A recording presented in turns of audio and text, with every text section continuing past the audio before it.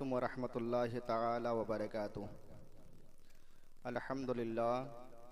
अल्हम्दुलिल्लाहि रब्बिल आलमीन वस्सलातु वस्सलामु अला सय्यिदिल अंबियाइ वल मुरसलीन अम्मा बाद फ़अऊज़ु बिल्लाहि मिनश शैतानिर रजीम बिस्मिल्लाहिर रहमानिर रहीम। या अय्युहल्लज़ीना आमनू कुतिबा अलैकुमुस सियाम कमा कुतिबा अलल्लज़ीना मिन क़ब्लिकुम लअल्लकुम तत्तक़ून। सदक़ल्लाहुल मौलाना अज़ीम व सदक़ा बल्लगना रसूलुहुन नबियुल अमीनुल मतीनुल मुईनुल करीम व नहनु अला ज़ालिका लमिनश शाहिदीन व शाकिरीन वल्हम्दुलिल्लाहि रब्बिल आलमीन। मुअज़्ज़ज़ सामीन, आइए आयत करीमा की तज़िया करने से कबल हम और आप इंतहाई अक़ीदत व मोहब्बत के साथ जाने आलमीन, राहतुल आशिकीन, मुरादुल मुश्तकीन, शम्सुल आरिफीन, सिराजुस सालिकीन, मिसबाहुल मुक़र्रबीन, मुहिब्बिल फ़ुक़राइ वल ग़ुरबाइ वल मसाकीन, सय्यदिस सकलैन, नबियुल हरमैन, इमामुल क़िबलतैन, वसीरतिना फ़िद दारैन, साहिबी काबा क़ौसैन, महबूब रब्बिल मशरिक़ैन वल मग़रिबैन, जद्दिल हसन वल हुसैन, मौलाना व मौला सकलैन अबिल क़ासिमी मोहम्मद बिन अब्दुल्लाह सल्लल्लाहु तआला अलैहि वसल्लम की बारगाह बेकस पनाह में झूम झूम कर दुरूद पाक का हदिया निछावर कर लें और पढ़िए बावाज़ बुलंद अल्लाहुम्मा सल्लि अला सय्यदना व मौलाना मुहम्मदिन मादनिल जूद वल करम व आलिहिल किराम व बारिक व सल्लिम सल्लु अलैहि सलातु व सलामन अलैका या रसूल अल्लाह, अस्सलातु व सलामन अलैका या हबीब अल्लाह सल्लल्लाहु ताला अलैहि वसल्लम। मुअज़्ज़ज़ सामीन, हम और आप जिस महीने मुक़द्दस से गुज़र रहे हैं, रमज़ान शरीफ का मुक़द्दस खैर व बरकत का महीना है और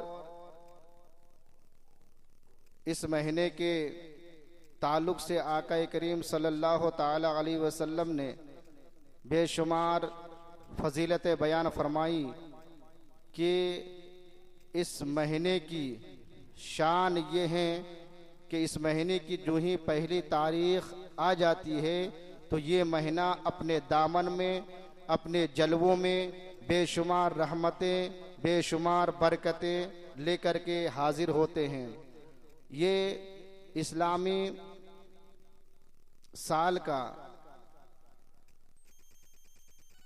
9वां महीना कहलाता है, रमज़ान शरीफ का महीना। रमज़ान ये जिसका माना होता है जलाना। गुनियात व तालिबीन के अंदर गौसुल आदम दस्तगीर ने इसकी वजह तस्मिया बयान फरमाई कि रमज़ान को रमज़ान क्यों कहते हैं।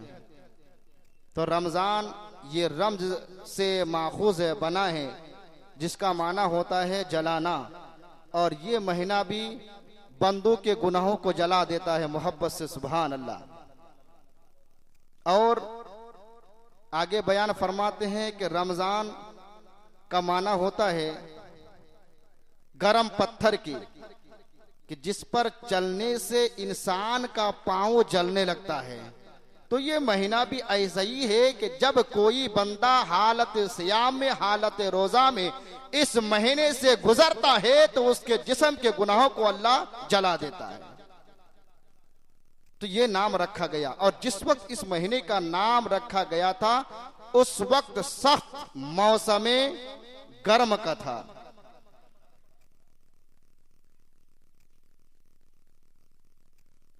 इस महीने के अंदर बेशुमार वाक़यात नुमोदार हुए हैं।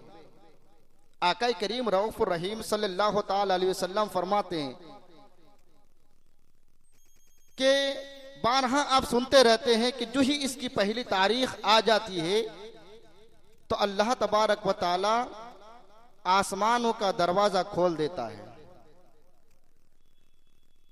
जन्नत के दरवाजे को खोल देता है, जहन्नम के दरवाजे को बंद कर दिया जाता है, तमाम शयातीनों को जंजीरों से जकड़ दिए जाते हैं। ये वो अजमत वाला महीना है कि इस महीने के अंदर हजरत इब्राहीम अलैहिस्सलातु व तस्लीम पर सहीफे नाजिल हुए थे। आसमानी जो किताबें, चाहे वो तौरात शरीफ हो, चाहे वो जबूर हो, चाहे वो इंजील हो, इसी महीने में नाजिल हुआ। ये वो अज़मत वाला महीना कि इसी महीने में अल्लाह तबारक व तआला अपना मुक़द्दस कलाम कुरान मजीद हम सब के आका मोहम्मद अरबी अरवाहुना फिदा सल्लल्लाहु तआला अलैहि वसल्लम पर नाजिल फरमाया। इसी महीने में एक रात है शबे कद्र, जो 1000 महीनों से अफजल है। ये वो अजमत वाला महीना है कि इसी महीने के 27वीं तारीख को जंग बदर का वाकया सामने आया, जिसमें अल्लाह तबारक व तआला ने अपने महबूब की तावन फरिश्तों से करवाई थी। इसी महीने की 17वीं तारीख को मक्कतुल मुकर्रमा फतह हुआ था। इसी महीने की आखिरी तारीख को इतने गुनहगारों की अल्लाह मगफिरत फरमा देता है जितना अव्वल से लेकर के आखिर तक मगफिरत फरमाता है। और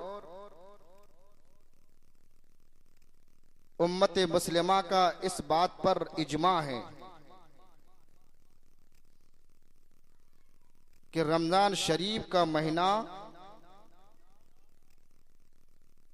तमाम महीनों में अफजल है। अल्लामा इब्ने जूज़ी के तहरीर करदा मकाले के मुताबिक कि ये महीना ऐसा ही है जैसा कि हजरत याकूब अलैहिस्सलातु व तस्लीम के 12 बेटों में हजरत यूसुफ अलैहिस्सलाम अपने वालिद माजिद के नजदीक ज्यादा मरऊब महबूब थे, ऐसा ही 12 महीनों में रमजान का महीना मेरे रब्ब ला यजाल को ज्यादा महबूब है। बदगर अल्फाज यूं समझ लीजिए कि जैसा कि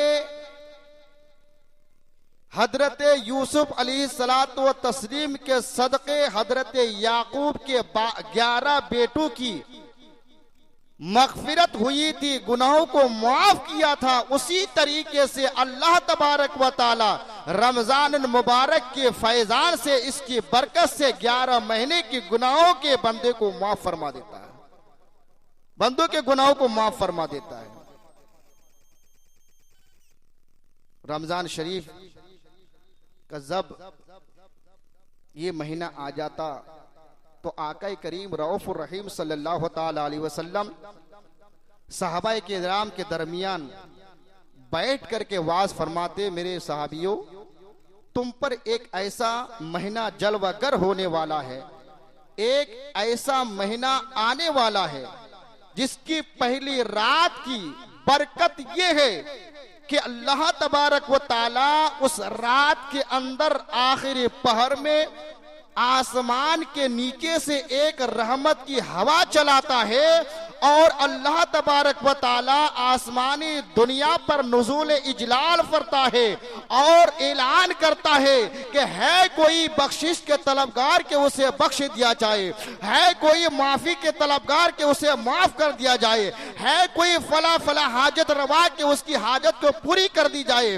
है कोई गुनाहों की बख्शिश के तलबगार के उसकी बख्शिश कर दी जाए। अल्लाहु अकबर। और उस रात अल्लाह तबारक व तआला अपने बंदों को रहमत की नजर से, करम की नजर से देखता रहता है।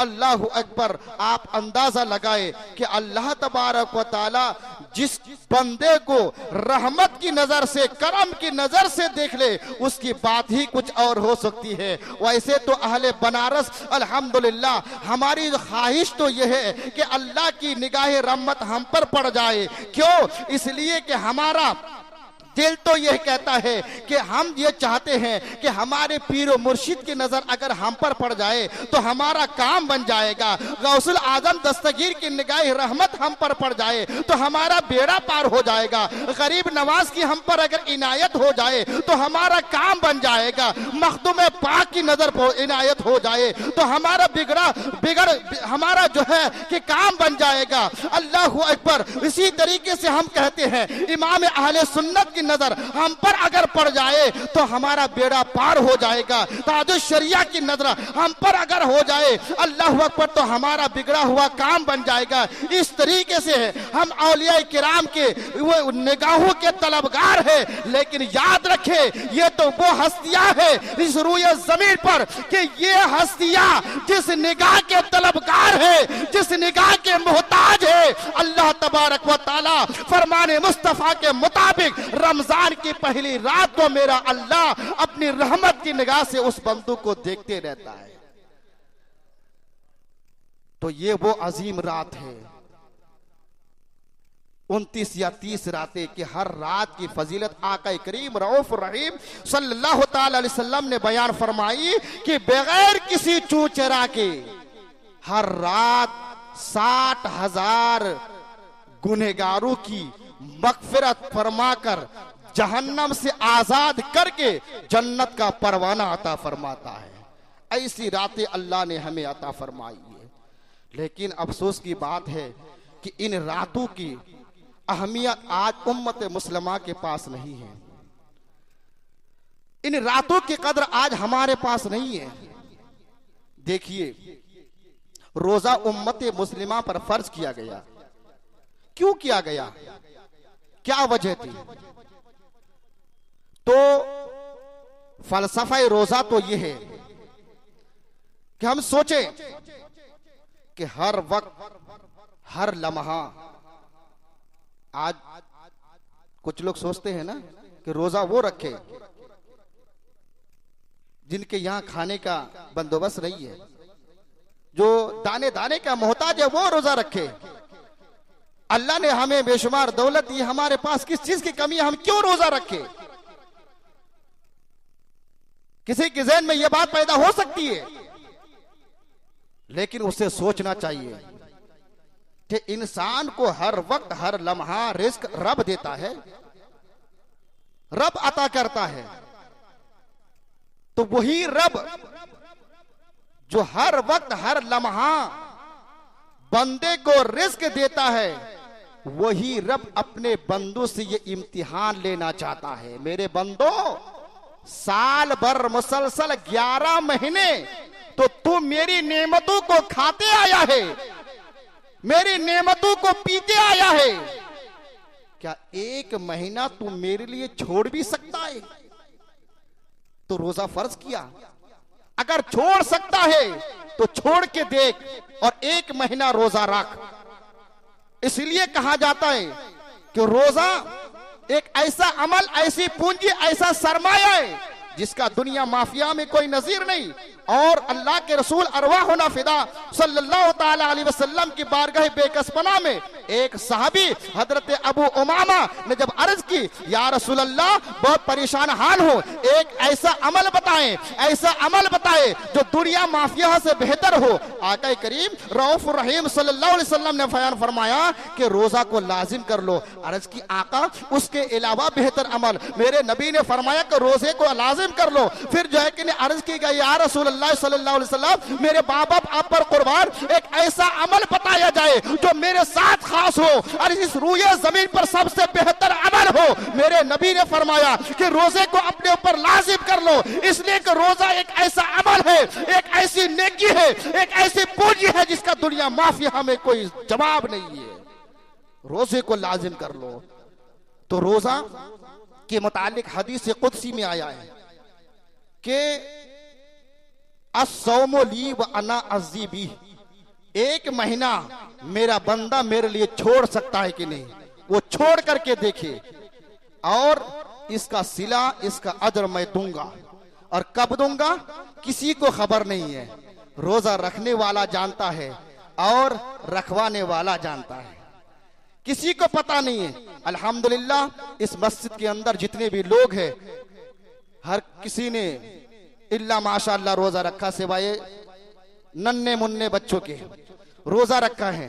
लेकिन किसी को खबर नहीं है, रोजेदार को पता है कि हमने सहरी के बाद क्या किया क्या नहीं किया, और मेरे रब को पता है। इसलिए रोजा सिर्फ मेरे लिए है, और 1 महीना छोड़ करके देख, उसका सिला मैं खुद ही अता करूंगा। और एक बात बता दूं कि रोजा ये भी एक अमाल सालिहा है। अमल सालिहा, नेक अमल, अच्छा अमल है। हम कुरान मजीद हम सब के आका मोहम्मद अरबी सल्लल्लाहु ताला अलैहि वसल्लम पर नाजिल की गई।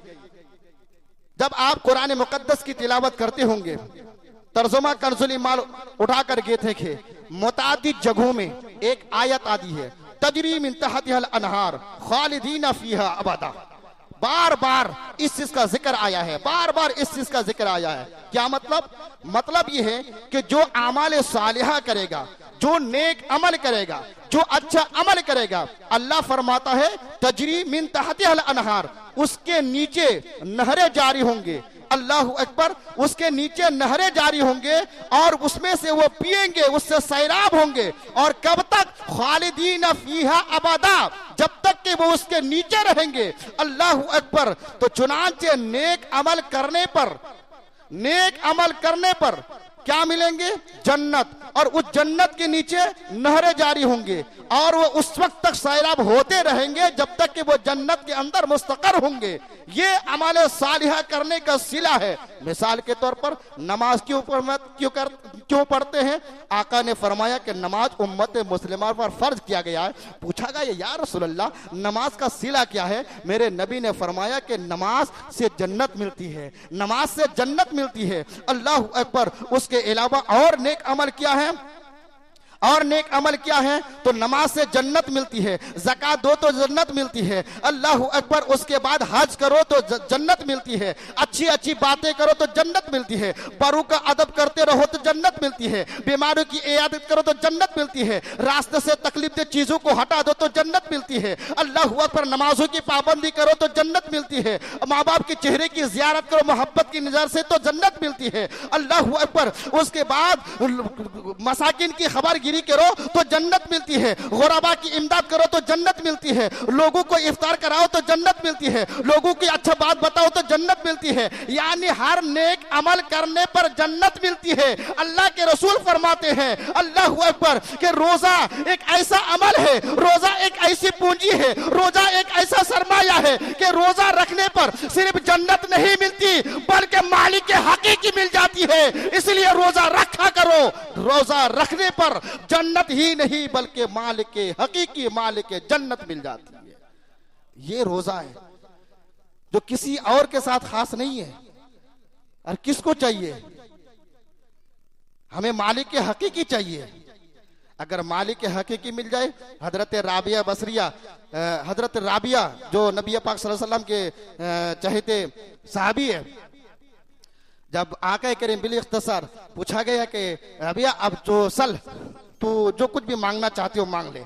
हम जैसे आदमी नकारे गुनहगार होते तो हम तो कह देते या रसूलल्लाह, हमें सोने चांदी चाहिए, हीरे जवाहिरात चाहिए, मालो दौलत चाहिए, फला फला चाहिए, जगने जमीन जायदाद चाहिए, मकान चाहिए, दुकान चाहिए, खेत चाहिए, खलियान चाहिए।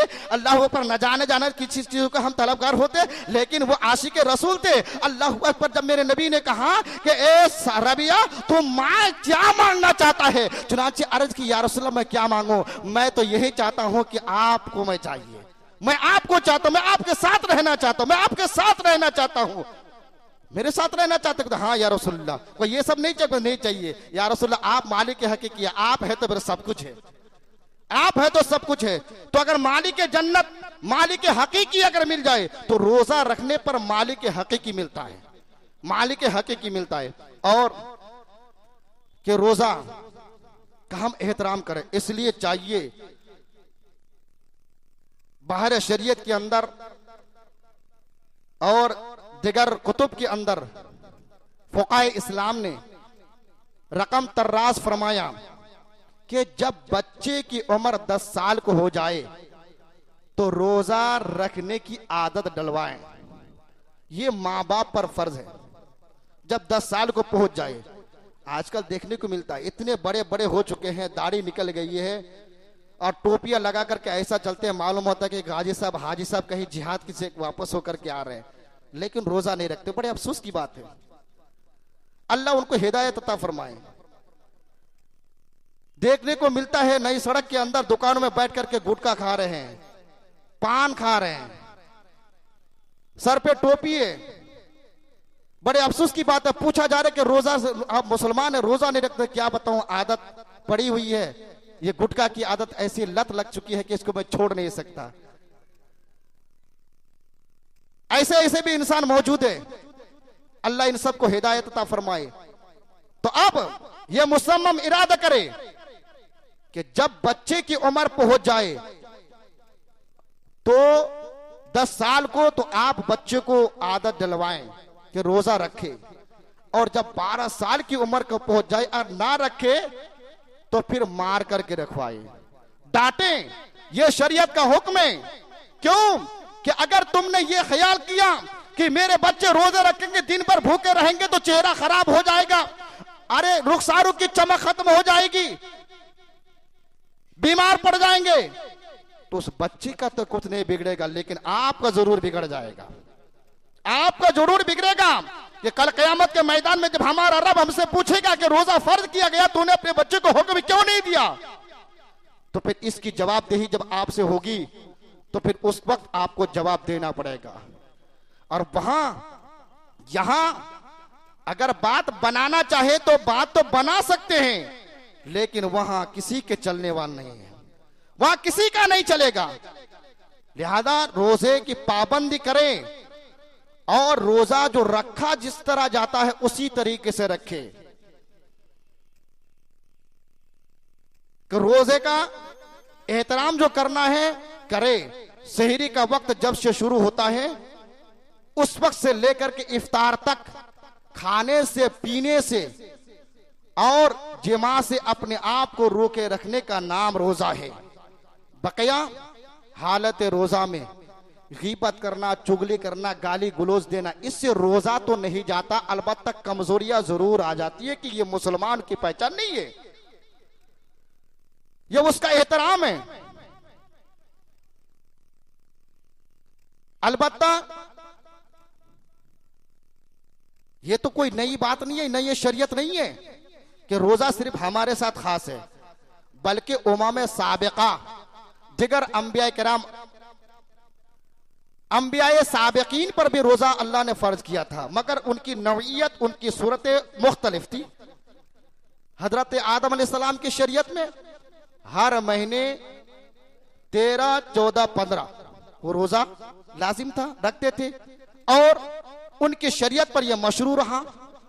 हजरत नूह अलैहिस्सलाम आदम के बेटे हैं, वो भी शरीयत लेकर के आए, आप हमेशा रोजा रखते थे। उसी तरीके से हजरत दाऊद अलैहिस्सलाम जो मशहूर अंबिया किराम है, हजरत दाऊद अलैहिस्सलाम एक दिन रोजा रखते थे, एक दिन इफ्तार करते थे। हजरत ईसा अलैहिस्सलाम की शरीयत ये थी, एक दिन रोजा रखते, 2 दिन इफ्तार करते। और हमारे आका करीम सल्लल्लाहु ताला अलैहि वसल्लम की शरीयत में है कि 12 महीनों में 1 महीना अल्लाह ताला के लिए दीन को वक्फ कर देना है, खाने पीने से अपने आप को रोके रखना है। 1 महीना 12 महीनों में 1 महीना अल्लाह के हिवाले करना है।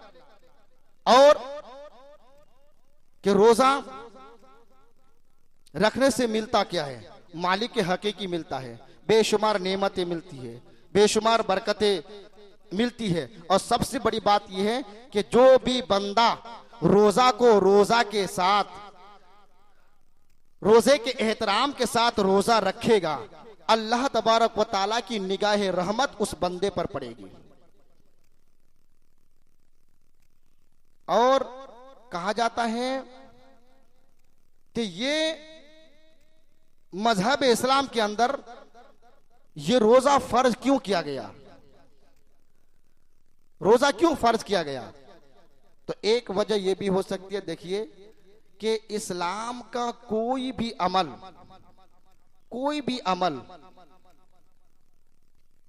इस्लाम का कोई भी अमल किसी नेक बंदे या बंधु की याद को ताजा करने के लिए होता है। कोई भी अमल आप निगाह उठा के देखिए, हाजी लोग हज करने को जाते हैं, अरफात के मैदान में ठहरते हैं। अरफात में क्या है? अरफात के मैदान के अंदर ठहरना ये हजरत आदम और हव्वा अलैहिस्सलाम की याद को ताजा करता है। सफा मरवा के दरमियान सही करना ये हजरत हादिरा रज़ियल्लाहु तबारक व तआला अन्हा की याद को ताजा करता है। साल में कुर्बानी पेश करना ये कुर्बानी ये हजरत इब्राहिम और इस्माइल अलैहिस्सलाम की याद को ताजा करता है। तो इसी तरीके से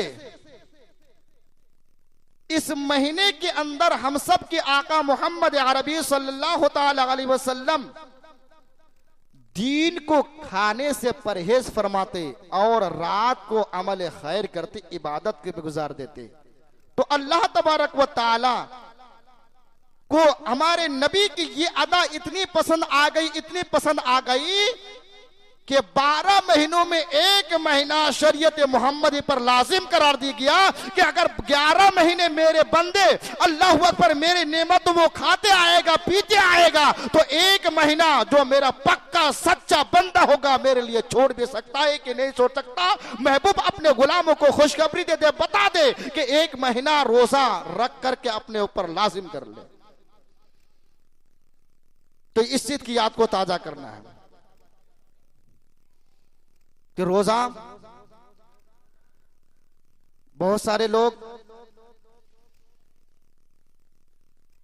जब सहरी करते हैं, ये तो है आका करीम सल्लल्लाहु अलैहि वसल्लम की हदीस है कि सहरी में बरकत है और सहरी ताखिर करके की जाए, ताखिर करके की जाए।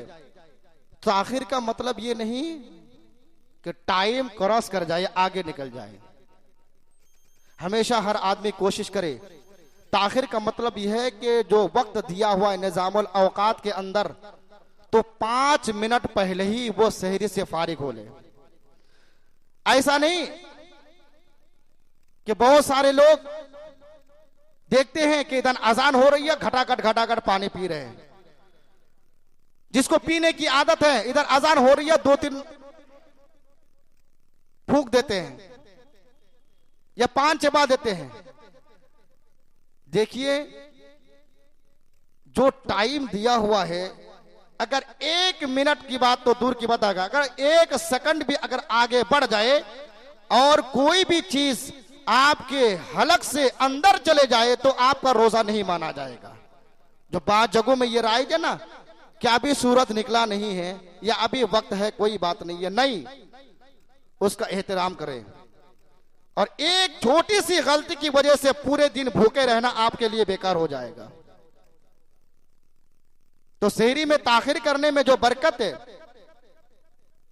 तो फिर इतनी भी ताखिर नहीं कि टाइम आप ओवर कर जाए, ये ख्याल रखना है। दूसरी बात यह है कि बहुत सारी जगहों में यह भी है, बिलखुसूस इस्लामी खवातीन के अंदर पाई जाती है कि किसी वजह से आंख नहीं खुली, बेदार नहीं हो पाए, सहरी ना कर सके, तो कहते हैं कि रोजा नहीं होगा, सहरी करना ही चाहिए। देखिए गौसुल आजम दस्तगीर के मलफूजात में ये बात लिखी हुई है कि सहरी में बरकत है, खाना चाहिए, उससे नबी पाक सल्लल्लाहु अलैहि वसल्लम बेहद खुश होते हैं, सहरी करने पर खुश होते हैं। तो अगर कोई सहरी करता है और नबी की सुन्नत समझ करके करता है तो आका करीम सल्लल्लाहु अलैहि वसल्लम खुशी महसूस करते हैं, अपने गुलामों के फिरिस्त में उसका नाम दर्ज फरमाता है।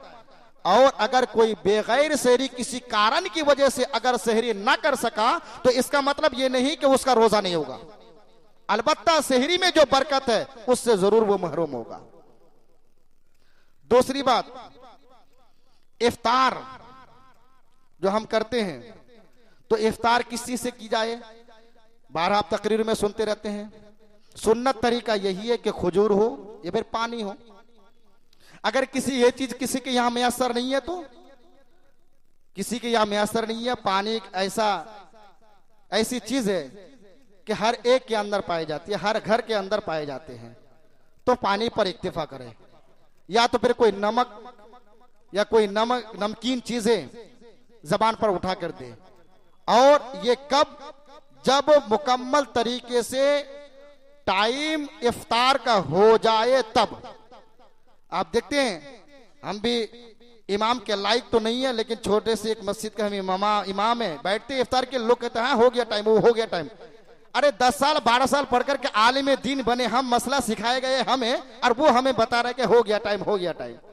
इतनी भी जल्दी क्या है? अरे 2 मिनट सब्र नहीं कर सकते?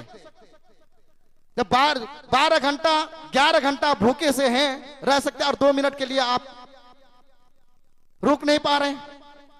जब सही तरीके से टाइम हो जाए, जो निजामुल औकात के अंदर जो टाइम दिया हुआ है, उससे कम से कम 2 मिनट आप या 3 मिनट देर से आप इफ्तार करें, यही सही तरीका है।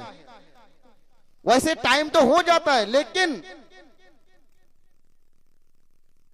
अगर शहरों के टाइम के एतबार से अगर कोई कमी बेशी हो, तो जब हम 3 मिनट या 2 मिनट के बाद हम इफ्तार करेंगे तो उसमें चेमी गोइया नहीं होगी। इसलिए 2 मिनट 3 मिनट टाइम के बाद आप इफ्तार करें।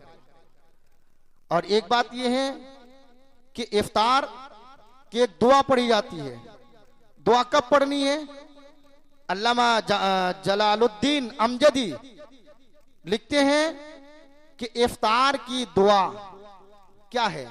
ये जरूर नहीं है कि आप अरबी ही में करें, अरबी ही में दुआ मांगे। दुआ तो मेन होती है दिल के इरादे के नाम, दिल से आप जो कुछ भी मांगना चाहे मांगे। क्यों? इसलिए कि गुनियात व तालिबीन के अंदर गौसुल आजम ने लिखा है कि इफ्तार का वक्त ऐसा वक्त है कि उस कीमती वक्त को हम लोग गंवा देते हैं। अल्लाह के रसूल सल्लल्लाहु अलैहि वसल्लम के उस फरमान को नकल फरमाया कि 3 वक्तों में कभी दुआ करने वालों की दुआ रद्द नहीं होती। दुआ करने वालों की दुआ रद्द नहीं होती। वो कौन? आका करीम सल्लल्लाहु अलैहि वसल्लम ने फरमाया कि एक आदिल बादशाह जो अदल से काम ले, वो जब दुआ मांगेगा उसकी दुआ रद्द नहीं होती। एक मजलूम की दुआ जब किसी जालिम के लिए करे, उसकी दुआ भी मरदूद नहीं होती।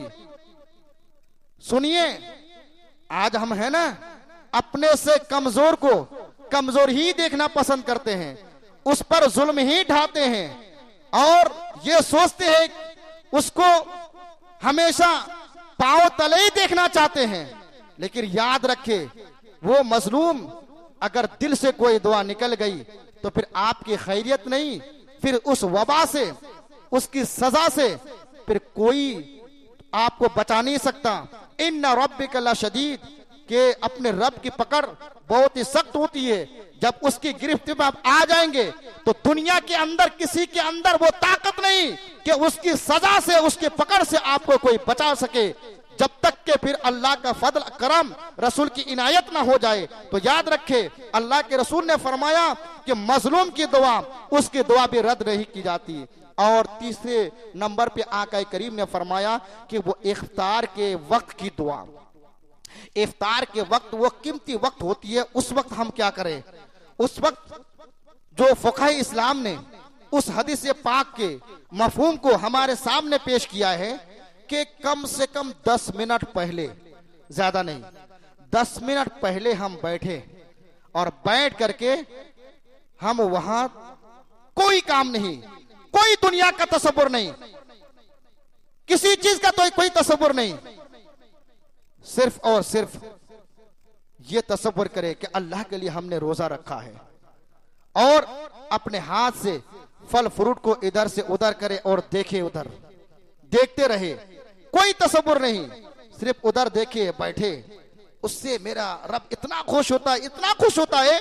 नबी फरमाते हैं कि महबूब, ये बंदा मुझे बहुत प्यारा है जो इफ्तार से 10 मिनट पहले दस्तरखान पर बैठ करके फल फ्रूट को देखता है, अपने हाथ से छू करके रखता है, लेकिन मेरी तरफ से इजाजत नहीं कि वो बंदा उसे उठाकर अपने मुंह के अंदर दे। अल्लाह अकबर, ये बंदा मेरा बहुत ही प्यारा है, अल्लाह अकबर बहुत ही प्यारा है, और इस बंदे से मैं बहुत ही प्यार करता हूं, ये बंदा मुझे खुश करते हुए नजर आता है। और उस वक्त आप दुआ मांगे, ये अल्लाह, इस हाजत के लिए भी दुआ मांगे, इंशाअल्लाह फरमान मुस्तफा के मुताबिक वो दुआ मरदूद नहीं करार दी जाएगी।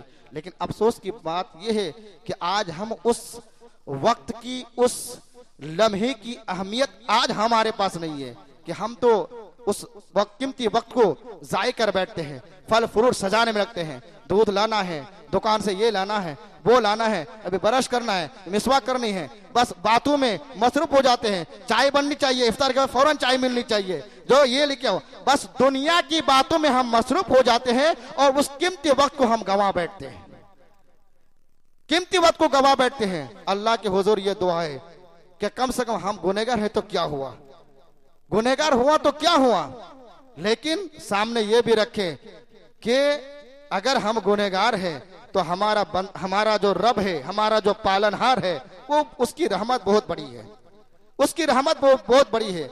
हम बड़े से बड़ा गुनाह कर सकते हैं, लेकिन मेरा अल्लाह इतना पावरफुल है कि बड़े से बड़ा गुनाह को वो माफ भी कर सकता है, माफ भी कर सकता है। उस वक्त हम दुआ मांगे, इफ्तार के वक्त में हम दुआ मांगे, क्योंकि उस वक्त जब हम दुआ मांगेंगे और इनके सारी के साथ, अजीजी के साथ दुआ मांगेंगे, अल्लाह तबारक व ताला जरूर इस महीने की बरकत से हमारे दुआ को कबूल फरमाएगा। आका करीम की हदीस है कि हर रात अल्लाह अकबर 60,000 लोगों की गुनाहों को माफ फरमा देता है। किन लोगों की माफ फरमाता है? जिनके लिए जहन्नम वाजिब हो चुका है, जिनका नाम जहन्नमियों के फहरिस्त में लिखा जा चुका है, ऐसे लोगों की मग़फ़िरत रमजान की हर रात में हो जाती है, इफ्तार के वक्त हो जाती है। अरे जब जहन्नमियों की मग़फ़िरत हो सकती है, लेकिन हमें तो भरोसा है, अल्लाह अकबर, नबी पाक सल्लल्लाहु अलैहि वसल्लम के सदके तोफैल हम जो कुछ भी आमाल खैर करते हैं, जरूर अल्लाह अपनी बारगाह में कबूलियत शरीफत फरमाएगा, और जो कुछ भी मांगेंगे अपने हबीब के सदके से अल्लाह अपनी दुआ को कबूल फरमाएगा। उस वक्त में हम दुआ मांगे, इंशाअल्लाह वलादे दुनिया के हर मसाइब व आलम से हम दूर रहेंगे। अल्लाह की बारगाह में ये अरीजा है, हम सारे मुसलमानों को रोज़ों की पाबंदी अता फरमाए और रोज़े का एहतराम करने की हमें तौफीक अता फरमाए। आका की हदीस है, वो से बड़ा कोई बदनसीब बदकिस्मत है ही नहीं जिसने रमजान शरीफ का मुकद्दस महीना उसके सामने आया और उसकी एहतराम करके उसकी अजमत को ना समझ करके अपने आप को हलाकत के गड्ढे में डाल दिया, उसका एहतराम ना किया। उससे बड़ा कोई बदकिस्मत बदनसीब कोई हो ही नहीं सकता। अल्लाह ना करे कि ऐसी नौबत आए। अल्लाह तबारक व तआला हम सबको इस महीने की कद्र और एहतराम के साथ रोज़ों की पाबंदी अता फरमाए, नमाजों की पाबंदी अता फरमाए। और दूसरी बात यह है कि नबी की बारगाह में एक शख्स आकर के अर्ज की, या रसूल अल्लाह सल्लल्लाहु तआला अलैहि वसल्लम, अगर मैं अल्लाह पर ईमान ले आऊं, अगर मैं रसूल कायनात पर ईमान ले आऊं, तो फिर रमजान के महीने में दिन को रोजा रखूं, रात को इबादत करूं, इबादत का मतलब तरावी की नमाज अदा करूं, तो फिर हमारा शुमार, हमारा हशर किन लोगों के साथ होगा? मेरे नबी ने फरमाया, मेरे सहाबियों सुनो, ये तुम्हारे साथ नहीं है, बल्कि जो कोई भी मेरा गुलाम अल्लाह रसूल पर ईमान लाने के साथ रमजान का महीना एहतराम के साथ गुजारे और दिन को वो रोजा रखे, रात को वो इबादत करे, कल कयामत के मैदान में उसका हशर शुहदाए किराम के साथ, सिद्दीकीन के साथ होगा। तो इंशाअल्लाह हम भी इस महीने का अगर एहतराम करेंगे, इस महीने के हम कदर करेंगे, अजमत को समझेंगे, बुजुर्गों को समझेंगे, दिन को रोजा रखेंगे, तरावी को तरावी की शक्ल में पढ़ करके इस रात को मुज़य्यन करेंगे, इस महीने को हम आमाल खैर से मुज़य्यन करेंगे, इंशाअल्लाह मरने के बाद हमारा हशर भी उन शुहदाए किराम के साथ होगा, उन सिद्दीकीन के साथ होगा, जिनके मर्तबों को देख करके अंबिया किराम रश्क करते हुए नजर आएंगे। अल्लाह तबारक व तआला